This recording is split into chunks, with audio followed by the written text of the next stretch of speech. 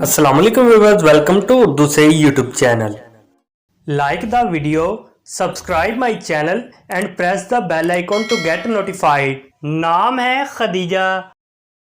खदीजा नाम के इंग्लिश में स्पेलिंग बनते हैं KHADIJA। खदीजा नाम का इस्तेमाल लड़कियों के नामों में होता है। खदीजा नाम लड़कियों के लिए मखसूस है।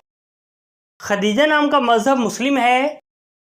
खदीजा नाम के मायनी हैं हज़रत मोहम्मद सल्लल्लाहु अलैहि वसल्लम की पहली बीवी का नाम, कब्लिज़ वक्त बेटी यानी वक्त से पहले होने वाली। खदीजा नाम के इंग्लिश में 7 हरूफ हैं और ये एक लफ्ज़ है। 7 वर्ड्स एंड 1 लेटर। खदीजा नाम के उर्दू में 5 हरूफ हैं और ये एक लफ्ज़ है। अपने नाम का मीनिंग जानने के लिए कमेंट बॉक्स में लिखिए। चैनल को सब्सक्राइब कीजिए, वीडियो को लाइक और शेयर कीजिए। Thanks for watching.